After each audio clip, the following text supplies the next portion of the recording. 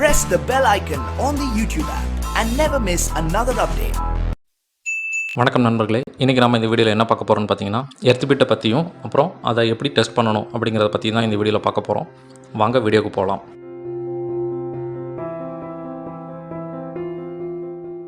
Earth resistance value வந்து பார்த்திங்கன்னா அதோட கன்ஸ்ட்ரக்ஷன் டிசைன், சாயில் ரெசிஸ்டிவிட்டி, அப்புறம் கிளைமேட் கண்டிஷன், அப்புறம் சாயில் இருக்கக்கூடிய மாய்ஸ்சர், அப்புறம் சாயில் ரெசிஸ்டிவிட்டி இதெல்லாம் பொறுத்து அதோட வேல்யூ வந்து சேஞ்சஸ் ஆகும்.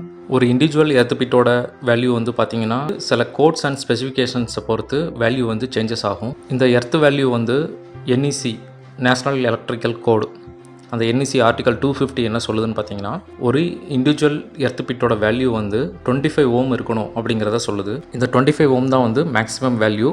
அந்த எர்த் பிட்டில் இருக்கக்கூடிய நீங்கள் பயன்படுத்தக்கூடியது சிங்கிள் எலக்ட்ரோடாக இருக்கலாம், அல்லது ஒரு ராடாக இருக்கலாம், அல்லது பைப்பு அல்லது பிளேட்டு. இப்போது சிங்கிள் எர்த் ராடை பயன்படுத்தி நம்மளுக்கு வந்து 25 ஓம் வந்து அச்சீவ் பண்ண முடியல, அதை விட அதிகமாகவே ரெசிஸ்டன்ஸ் வேல்யூ இருக்குது அப்படிங்கும்போது நீங்கள் என்ன பண்ணலாம் அப்படின்னா அந்த இடத்துல டபுள் ராடு யூஸ் பண்ணலாம். அதுக்கும் வந்து NECயில் ஸ்டாண்டர்ட்ஸ் இருக்குது. மேக்ஸிமம் ரெசிஸ்டன்ஸ் வேல்யூ தான் உங்களுக்கு வந்து 25 ஓம்.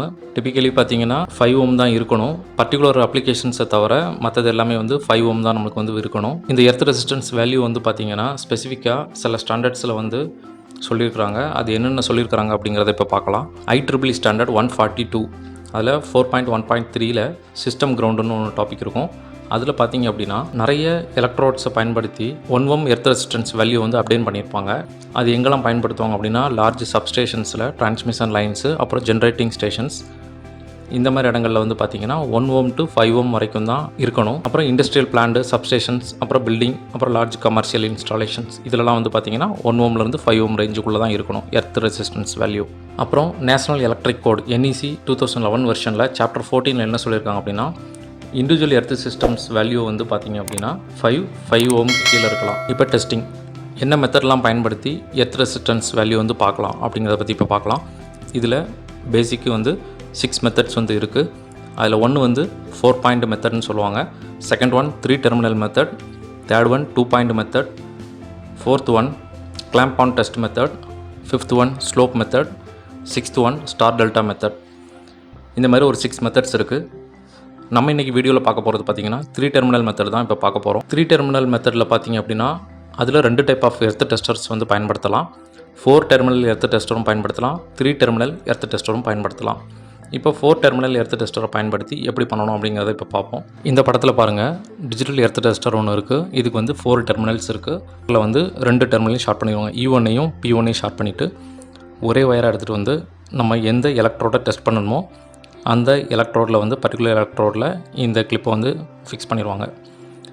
P2 E2 இந்த டெர்மினல் பார்த்திங்கன்னா Pங்கிறது வோல்டேஜ்க்குள்ளது, ஈங்கிறது பார்த்திங்கன்னா கரண்ட்டுக்குள்ளது. E1 P1 P2 E2 அப்படின்னு இருக்குது.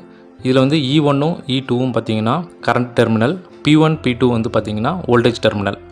இப்போ இதில் வந்து E1ஐயும் P1ஐயும் ஷார்ட் பண்ணிடுவாங்க. ஷார்ட் பண்ணி ஒரே சிங்கிள் வயராக எடுத்துகிட்டு வருவாங்க. எடுத்துகிட்டு வந்து எர்த் பிட்டில் வந்து கனெக்ட் பண்ணிடுவாங்க. P2 வந்து பார்த்திங்கன்னா வோல்டேஜ் டெர்மினல், அதுலேருந்து ஒரு வயர் எடுத்துகிட்டு வந்து வோல்டேஜ் ஸ்பைக், கரண்ட் ஸ்பைக்னு 2 ஸ்பைக் நம்ம வந்து அடிப்போம். இதோட டெப்த்து பார்த்திங்கன்னா கிரவுண்டில் 500 mm வரைக்கும் டெப்த்து அதை இன்செர்ட் பண்ணணும். இப்போது இந்த P2ங்கிற வோல்டேஜ் டெர்மினல் எடுத்துகிட்டு வந்து வோல்டேஜ் ஸ்பைக்கில் கனெக்ட் பண்ணணும். இந்த வோல்டேஜ் ஸ்பைக் எவ்வளோ டிஸ்டன்ஸில் அடிக்கணும்னு பார்த்தீங்கன்னா எர்த் பிட்லேருந்து 10 மீட்டர்ஸ் டிஸ்டன்ஸில் ஸ்ட்ரைட் லைனில் இருக்கணும். அதே மாதிரி கரண்டோட ஸ்பைக் பார்த்திங்க அப்படின்னா சேம் லைனில், ஒரே ஸ்ட்ரைட் லைனில் வோல்டேஜ் ஸ்பைக்கிலேருந்து 10 மீட்டர்ஸ் டிஸ்டன்ஸில் வந்து கரண்ட் ஸ்பைக் வந்து நீங்கள் இன்செர்ட் பண்ணணும். அதுவும் டெப்த்து பார்த்திங்கன்னா 500 mm வரைக்கும் கிரவுண்டில் அடிக்கணும். அதை இப்போது கரண்ட்டோட டெர்மினலையும் நீங்கள் எடுத்துகிட்டு வந்து கரண்ட் ஸ்பைக்லையும் கனெக்ட் பண்ணிட்டோம். இப்போது டிஸ்டன்ஸ் பார்த்திங்கன்னா 10 மீட்டர்ஸ் அந்தளவுக்கு தான் நம்ம வந்து ஒயர் லென்த்து வச்சுருப்போம். ஸோ அதனால் டிஸ்டன்ஸ் வந்து கரெக்டாக நம்ம பண்ணிடலாம். இப்போ இதில் டெஸ்டிங் என்ன பண்ணணும் அப்படின்னா இந்த 3 டெர்மினல் நீங்கள் கனெக்ட் பண்ணி முடிச்சதுக்கப்புறம் இதில் டெஸ்ட்னு ஒரு பட்டன் இருக்கும். அந்த பட்டனை ப்ரெஸ் பண்ணிங்க அப்படின்னாலே இப்போ இண்டிவிஜுவல் இந்த எர்த் பிட்டில் இருக்கக்கூடிய வேல்யூ என்ன ரெசிஸ்டன்ஸ் ஓம் வேல்யூ இருக்குது அப்படிங்கிறது உங்களுக்கு வந்து டிஸ்பிளேயில் வந்துடும். இந்த ரெசிஸ்டன்ஸ் வேல்யூ வந்து ஏரியாவுக்கு ஏரியா எப்படி இருக்கும் அப்படிங்கிறது இப்போ பார்க்கலாம். பர்டிகுலர் ஏரியாவில் இவ்வளோ தான் மேக்ஸிமம் எர்த் ரெசிஸ்டன்ஸ் வந்து இருக்கணும்னு சொல்லிட்டு க்ரைட்டேரியா இருக்குது. பவர் ஜென்ரேஷன் ஸ்டேஷனில் வந்து பார்த்திங்கன்னா 0.5 ஓம், சப்ஸ்டேஷன்ஸில் பார்த்திங்கன்னா 1 ஓம், சர்வீஸ் கனெக்ஷன்ஸில் பார்த்திங்கன்னா 4 ஓம் இருக்கலாம், மீடியம் வோல்டேஜ் நெட்வொர்க்கில் பார்த்திங்கன்னா 2 ஓம் இருக்கலாம், லைட்டிங் அரஸ்டர் இதில் பார்த்திங்கன்னா 4 ஓம் இருக்கலாம், எல்டி போல் இதில் வந்து 5 ஓம் இருக்கலாம், ஹெச்டி போலில் 10 ஓம் இருக்கலாம். டவர்ஸில் பார்த்திங்க அப்படின்னா 20 to 30 ஓம்ஸ் வரைக்கும் எர்த் ரெசிஸ்டன்ஸ் வேல்யூ இருக்கலாம். பர்டிகுலர் ஏரியாவில் நம்மளுக்கு எர்த் ரெசிஸ்டன்ஸ் வேல்யூ அச்சீவ் பண்ண முடியல அப்படின்னா ஒரு 5 சின்ன டிப்ஸ் இருக்குது. அது என்ன அப்படின்னா, இப்போ வந்து இந்த எர்த்து பிட்டில் எலக்ட்ரோடில் எக்யூப்மெண்ட்டை கனெக்ட் பண்ணியிருப்பாங்க இல்லையா, அந்த கனெக்ட் பண்ணியிருக்கக்கூடிய ஜாயிண்ட் வந்து பார்த்திங்கன்னா போல்ட் நட்டு யூஸ் பண்ணியிருப்பாங்க. அந்த ஜாயிண்டில் ஆக்சிடேஷனால் சம் கரோஷன்ஸ் இருக்கும், அதை வந்து க்ளீன் பண்ணலாம் ஃபஸ்ட்டு. செகண்ட் ஒன் பார்த்திங்க அப்படின்னா, அந்த எர்த்து பிட்டில் வந்து அதிகமான தண்ணி நீங்கள் ஊற்றுறது மூலமாட்டு எர்த் ரெசிஸ்டன்ஸ் வேல்யூ வந்து கம்மி பண்ணலாம். அதுக்கப்புறம் பார்த்திங்கன்னா அதோட எலக்ட்ரோடு சைஸை வந்து டிஃப்ரென்ஸ், அதாவது பெரிய சைஸ் போடுறதுனால எர்த் ரெசிஸ்டன்ஸ் வந்து கம்மி பண்ணலாம். அப்புறம் இந்த எலக்ட்ரோட்ஸை வந்து பேரலல் கனெக்ஷன் பண்ணுறதன் மூலமாட்டும் எர்த் ரெசிஸ்டன்ஸ் வேல்யூ வந்து கம்மி பண்ணலாம். லாஸ்ட்டாக வந்து பார்த்திங்கன்னா எர்த் பிட்டோட டெப்த்து விட்த்து இதெல்லாம் வந்து சைஸ் பெருசாக பண்ணும்போது நீங்கள் எர்த் ரெசிஸ்டன்ஸ் வேல்யூ வந்து கம்மியாக அச்சீவ் பண்ணலாம். இந்த வீடியோ ரொம்ப பயனுள்ளதாக இருந்திருக்கும்னு நினைக்கிறேன். இந்த வீடியோ பற்றின சந்தேகங்களை கமெண்ட் பாக்ஸில் சொல்லுங்கள். மேலும் இது போன்ற வீடியோகளுக்கு நம்ம சேனலை சப்ஸ்கிரைப் பண்ணுங்கள். இனி அடுத்த வீடியோவில் சந்திக்கலாம். நன்றி, வணக்கம்.